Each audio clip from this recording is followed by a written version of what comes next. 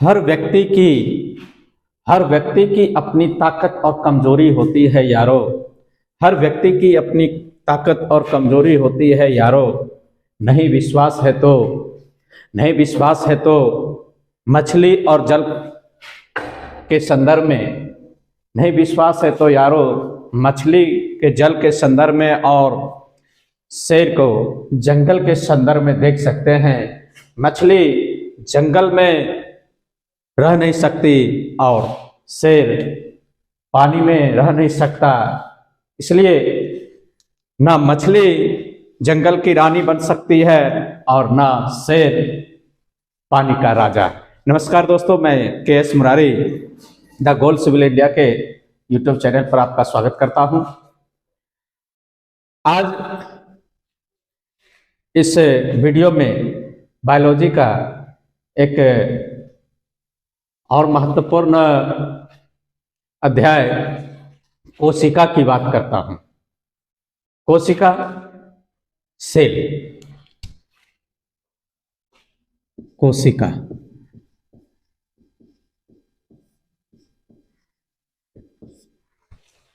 कोशिका की बात करता हूं, जिसको यूनिट ऑफ लाइफ कह सकते हैं। यूनिट ऑफ लाइफ,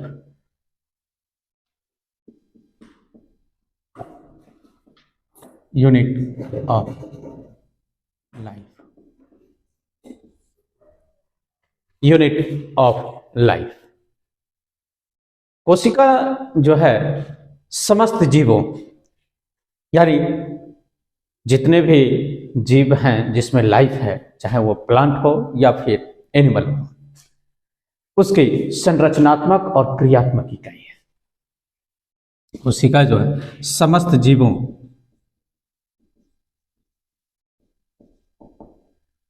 और समस्त जीवों में जो है प्लांट और एनिमल यानी पादप और जंतु, इस दोनों की संरचनात्मक क्रियात्मक इकाई कोशिका है।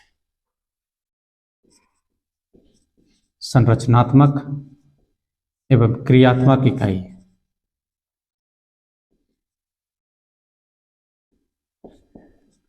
क्रियात्मक इकाई कोशिका है। सेल। कोशिका की खोज सबसे पहले रॉबर्ट हुक ने किया था।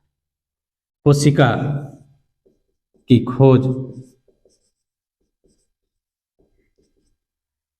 रॉबर्ट हुक ने किया था।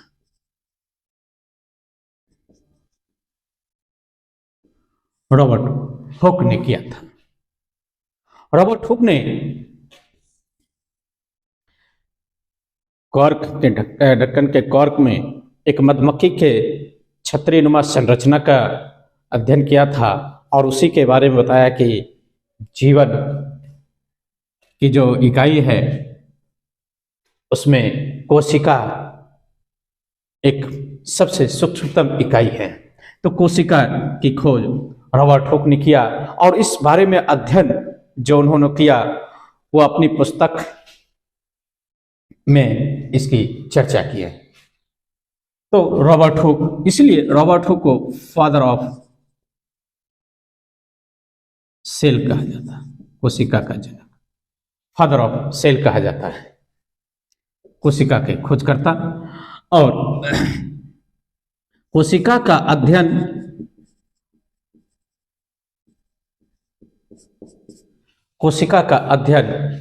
कोशिका विज्ञान कहलाता है, यानी साइटोलॉजी। कोशिका का अध्ययन साइटोलॉजी कहलाता है। साइटोलॉजी, कोशिका का अध्ययन साइटोलॉजी कहलाता है। इसलिए साइटोलॉजी का जनक भी रॉबर्ट हुक को कहा जाता है। साइटोलॉजी यानी father of cytology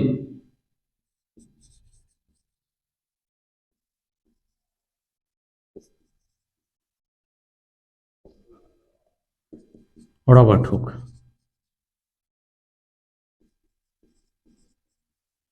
Robert Hooke को कहा जाता है। कोशिका के संदर्भ में सिद्धांत प्रतिपादित किए गए सेल थ्योरी जिसको कहते हैं, सेल थ्योरी की बात करते हैं।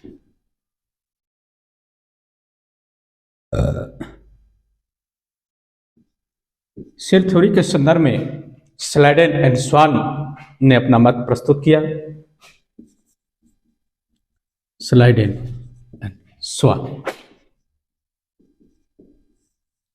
दो वैज्ञानिक थे जो कोशिका के सिद्धांत के बारे में अपना मत प्रतिपादन किया। स्लाइडेन ने कहा कि समस्त पादप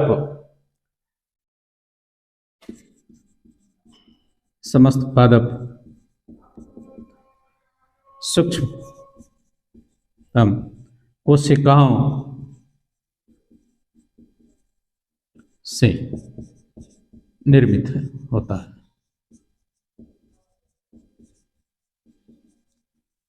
और स्वान ने एनिमल के बारे में बताया कि समस्त जंतु सूक्ष्मतम कोशिकाओं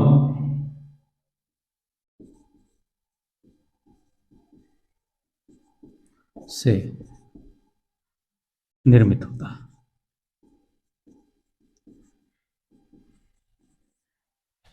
यानी छोटी छोटी कोशिकाओं से ही जंतु का भी निर्माण हुआ और छोटी छोटी कोशिकाओं से ही पादप का भी निर्माण हुआ है। तो स्लाइडेन एंड स्वान, जबकि विर्चो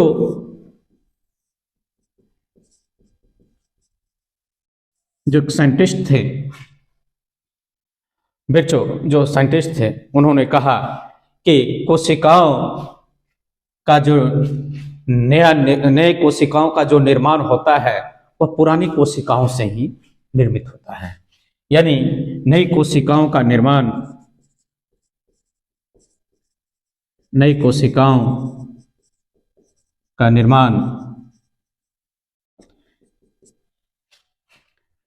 कोशिकाओं से ही होता है, कोशिकाओं से ही होता है। यानी एक कोशिका से ही कई कोशिकाओं का निर्माण होता है, सेल का निर्माण होता है, विर्चो ने बताया।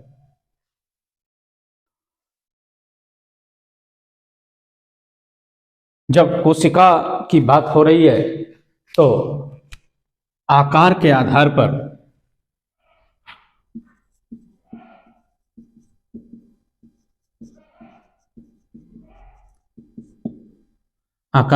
पर कोशिका को दो वर्गों में बांट कर देते हैं।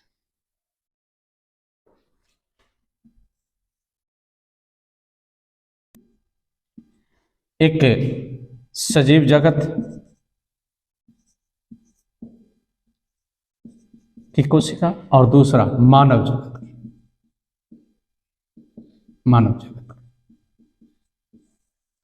एक लिविंग और दूसरा ह्यूमंस। लिविंग ऑर्गेनिज्म में जो सबसे बड़ी कोशिका है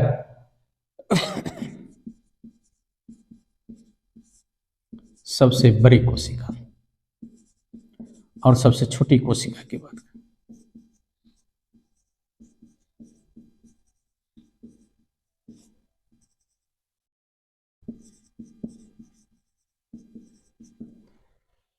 तो सबसे बड़ी कोशिका जो लिविंग ऑर्गेनिज्म में पाया जाता है वह शुतुरमुर्ग का अंडा, एग ऑफ ऑस्ट्रिच, शुतुरमुर्ग का अंडा।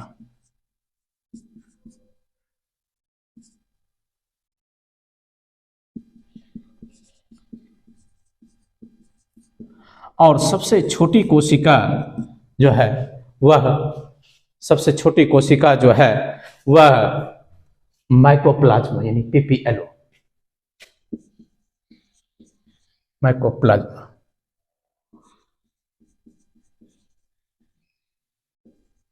यानी पीपीएलओ प्लूरोनिमोनोलाइक ऑर्गेनिज्म। और जब मानव जगत की जो सबसे छोटी और सबसे बड़ी कोशिका आकार के अनुसार देखते हैं तो सबसे बड़ी कोशिका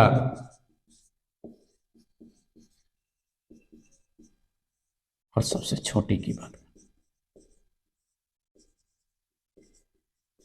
छोटी कोशिका, सबसे बड़ी कोशिका मानव जीवन में जो है वह स्पर्म,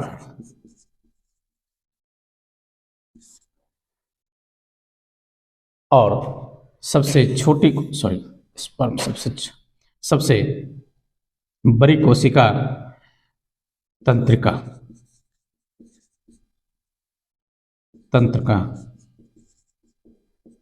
न्यूरॉन है, और सबसे छोटी कोशिका स्पर्म यानी शुक्राणु, सबसे छोटी कोशिका। जब कोशिका के आकार की बात करते हैं तो कोशिका का आकार माइक्रो इनके अनुसार होता है। अब हम लोग कोशिका के प्रकार के बारे में चर्चा करें। टाइप ऑफ सेल, कोशिका के प्रकार, type of cell.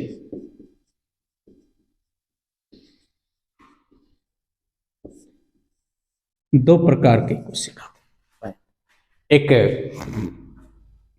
Prokaryotic cell और दूसरा eukaryotic cell. Prokaryotic cell, prokaryotic cell और दूसरा यूकैरियोटिक सेल।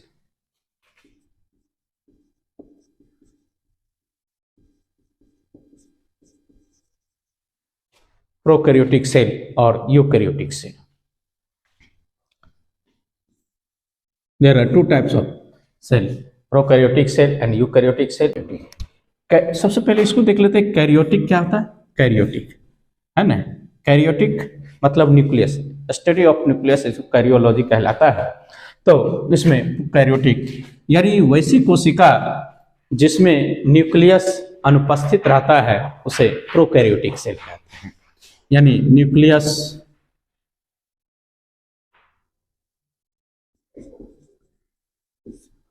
अनुपस्थित, अब्सेंट, जिस कोशिका में न्यूक्लियस अब्सेंट रहता है उस कोशिका को प्रोकैरियोटिक कोशिका यानी प्रोकैरियोटिक सेल कहते हैं, और जिस सेल में न्यूक्लियस प्रेजेंट रहता है उसे यूकैरियोटिक कहते हैं, यानी न्यूक्लियस प्रेजेंट, न्यूक्लियस उपस्थित।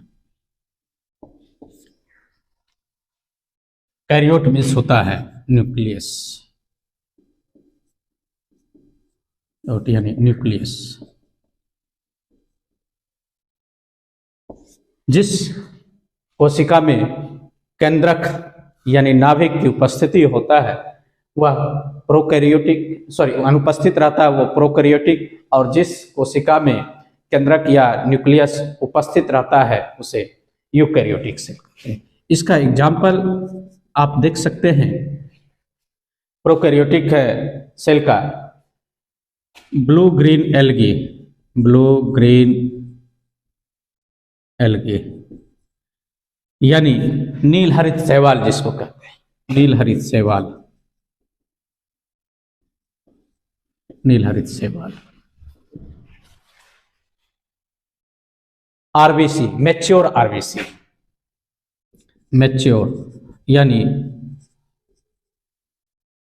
परिपक्व आरबीसी जो होता है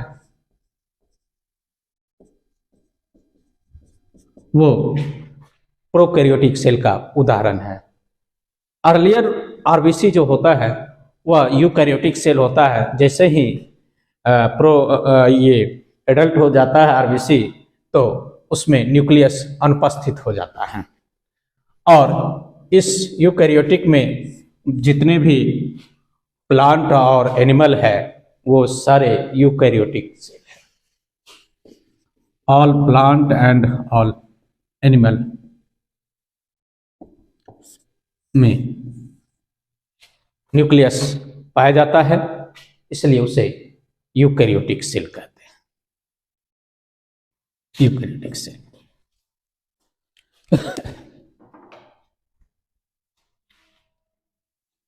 अब हम लोग सेल ऑर्गेनेल की बात करते हैं, कोशिका में अंग कैसे कैसे है। तो सेल ऑर्गेनेल की बात करते हैं। कोशिका में जो अंग होते हैं कोशिकांग, उसकी बात करते हैं। एक प्रकार का कोशिका का चित्र है जिसमें ये आप देखते होंगे लिक्विड है और इसके अंदर भी लिक्विड है। इसको ये लिक्विड को सेल के अंदर है तो इसीलिए साइटोप्लाज्म इसको कहा जाता है। और यही लिक्विड यहाँ न्यूक्लियस के अंदर है, इसको न्यूक्लियोप्लाज्म कहा जाता है। न्यूक्लियस के अंदर ये न्यूक्लियस है। न्यूक्लियस के अंदर भी एक केंद्रक होता है जिसको न्यूक्लियोलस कहा जाता है।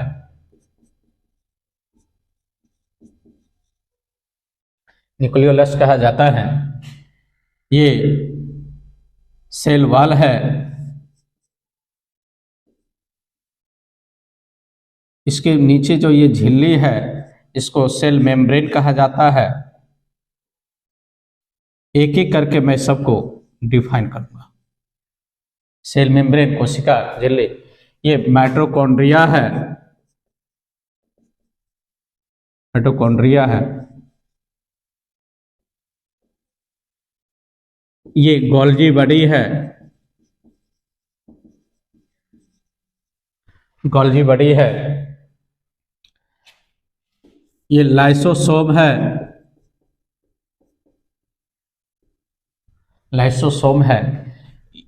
ये न्यूक्लियर मेम्ब्रेन है।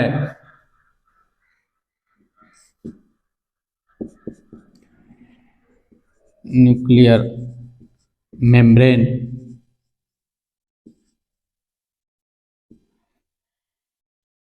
इसके नीचे ये क्रोमेटिन फाइबर है। न्यूक्लियस के अंदर जो धागे नुमा संरचना है क्रोमेटिन फाइबर है। यही सेल डिवीजन में क्रोमोसोम का निर्माण करता है। Chromatin fibre.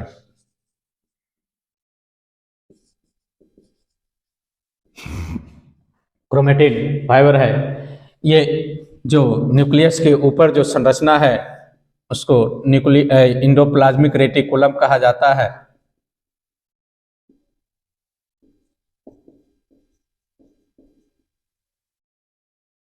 अंतःप्रद्रव्य जालिका जिसको कहते हैं। तो इस तरह से कुछ महत्वपूर्ण कोशिका का अंग है, इसको एक एक करके हम लोग चर्चा करेंगे। तो आइए प्रोटोप्लाज्म की बात करते हैं। प्रोटोप्लाज्म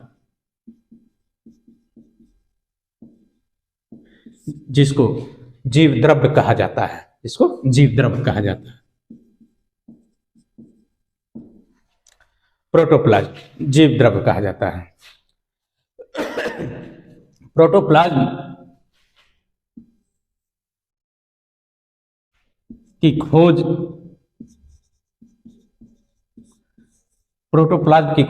डुजार्डिन ने किया था। डुजार्डिन। यदि प्रश्न पूछे प्रोटोप्लाज्म की खोज किसने किया तो प्रोटोप्लाज्म की खोज डुजार्डिन ने किया था। जबकि प्रोटोप्लाज्म का टर्म यानी नामकरण जो किया है, protoplasm term has been coined by Purkinje. Purkinje जो है प्रोटोप्लाज्म का नाम रखा है। पुरकिंजे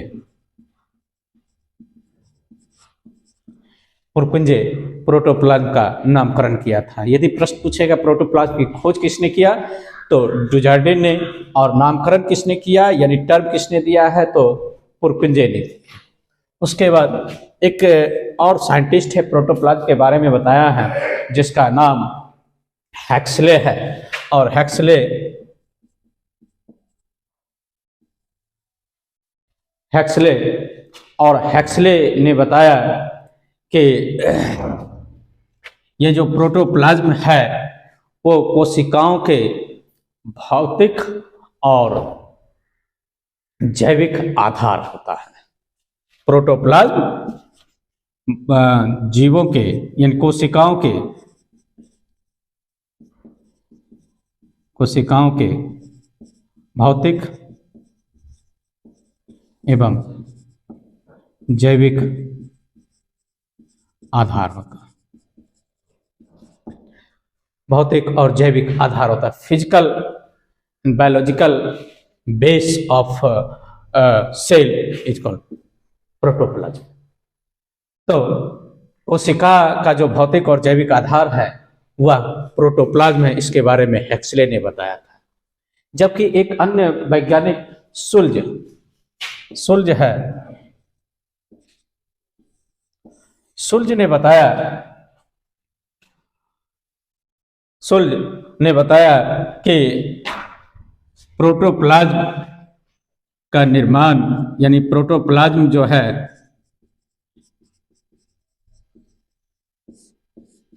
ये कोशिका के अंदर जो द्रव्य है जिसको कोशिका द्रव्य कहते हैं यानी साइटोप्लाज्म, और न्यूक्लियस के अंदर जो द्रव्य है तरल पदार्थ है न्यूक्लियोप्लाज्म, इस दोनों को ही जीव द्रव्य कहा गया है यानी प्रोटोप्लाज्म।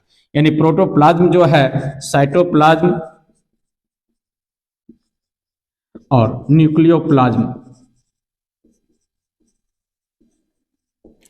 साइटोप्लाज्म और न्यूक्लियोप्लाज्म को ही प्रोटोप्लाज्म कहा गया है। यानी प्रोटोप्लाज्म किसे कहेंगे? साइटोप्लाज्म और न्यूक्लियोप्लाज्म को प्रोटोप्लाज्म कहते हैं, दोनों को। ये जो न्यूक्लियस के बाहर जो लिक्विड है और न्यूक्लियस के अंदर जो लिक्विड है उसी दोनों को प्रोटोप्लाज्म कहा गया, जो कोशिकाओं का भौतिक और जैविक आधार होता है। तो इस तरह से हम देखते हैं कि प्रोटोप्लाज्म एक बहुत महत्वपूर्ण सेल ऑर्गेनेल है, सेल का, जिसकी खोज डुजार्डिन ने किया और इसका टर्म जो है वो पुरकुंजे ने दिया था। और हेक्सले जो है वो बताया है कि कोशिकाओं का जो भौतिक और जैविक आधार होता है वो प्रोटोप्लाज्म होता है। और सुल्ज महोदय ने बताया कि प्रोटोप्लाज्म साइटोप्लाज्म और न्यूक्लियोप्लाज्म से मिलकर बना है। तो इस तरह से प्रोटोप्लाज्म, और प्रोटोप्लाज्म है क्या? तो प्रोटोप्लाज्म जो है एक तरल गाढ़ा चिपचिपा रंगहीन लिक्विड सब्सटेंसेस है ना। प्रोटोप्लाज्म जो है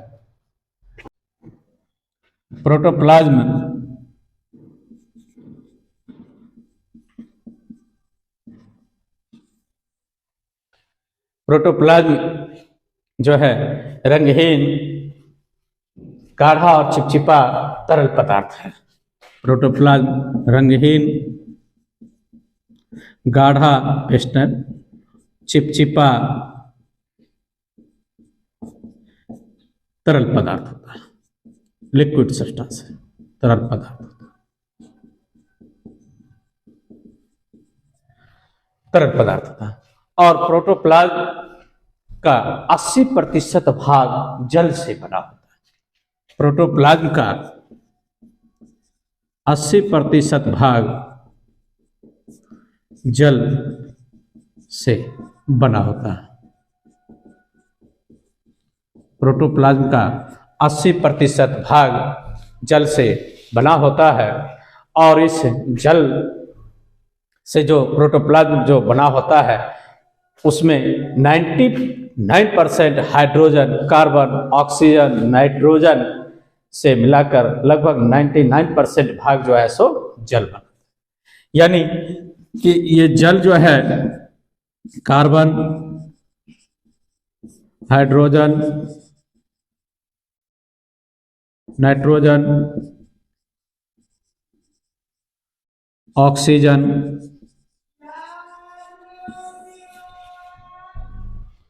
कार्बन, हाइड्रोजन, ऑक्सीजन, नाइट्रोजन के साथ मिलकर जल प्रोटोप्लाज्म का 99% भाग का निर्माण करता है। यानी कार्बन, हाइड्रोजन, नाइट्रोजन, ऑक्सीजन के साथ मिलकर जल 99% प्रोटोप्लाज्म का निर्माण करता है। प्रोटोप्लाज्म का निर्माण करता है।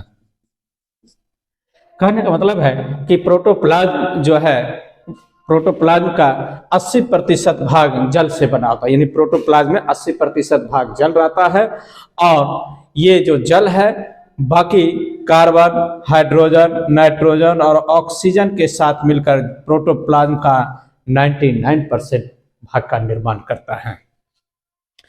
तो इस तरह से हम देखते हैं कि प्रोटोप्लाज्म कोशिकाओं का जो भौतिक और जैविक आधार होता है वो काफी महत्वपूर्ण अंग बन जाता है प्रोटोप्लाज्म। चूंकि प्रोटोप्लाज्म नहीं रहेगा तो सेल का लाइफ नहीं बचेगा, यानी सेल डेड कर देगा। प्रोटोप्लाज्म के बाद दूसरा सेल ऑर्गेनेल हम इंडोप्लाज्मिक रेटिकुलम की बात करते हैं। अंतःप्रद्रव्यी जालिका जिसको कहते हैं, अंतःप्रद्रव्यी जालिका यानी इंडोप्लाज्मिक रेटिकुलम।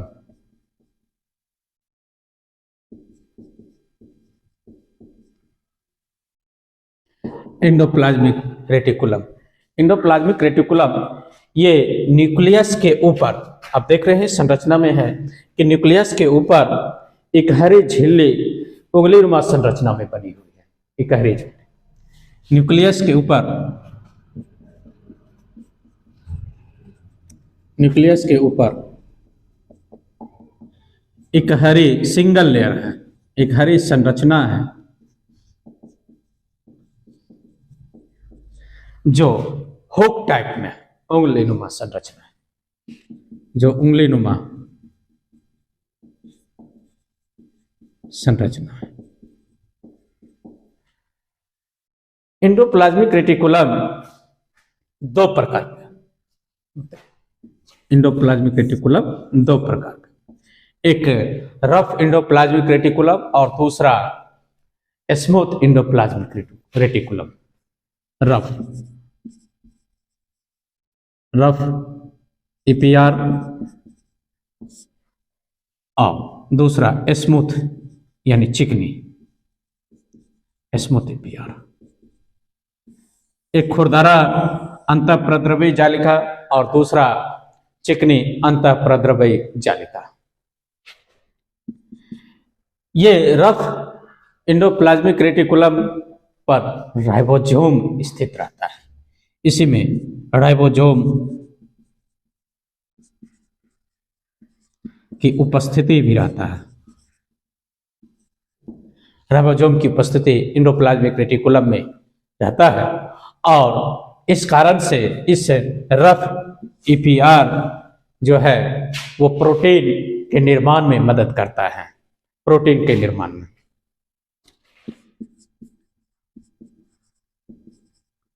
प्रोटीन के संश्लेषण, प्रोटीन का संश्लेषण इस रफ ईपीआर पर होता है। तो राइबोसोम की उपस्थिति के कारण प्रोटीन का संश्लेषण जो है सो इस ईपीआर में होता है। राइबोसोम नहीं रहता तो फिर यहाँ भी प्रोटीन का संश्लेषण नहीं होता, इसीलिए राइबोसोम को प्रोटीन फैक्ट्री कहा जाता है। प्रोटीन फैक्ट्री पूछेगा, प्रोटीन फैक्ट्री किसको कहा जाता है, तो राइबोसोम को प्रोटीन फैक्ट्री कहा जाता है, क्योंकि ये राइबोसोम रफ ईपीआर पर उपस्थित रहता है।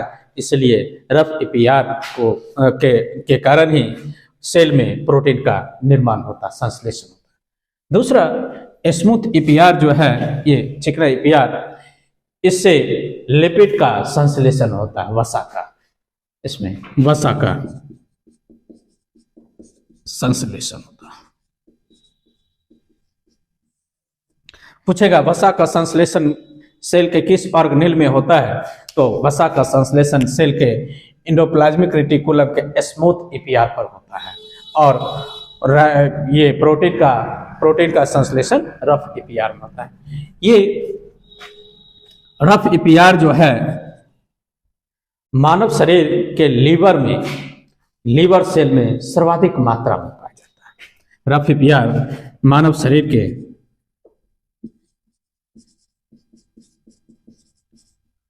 लीवर सेल, यकृत कोशिका, लीवर सेल में सर्वाधिक मात्रा में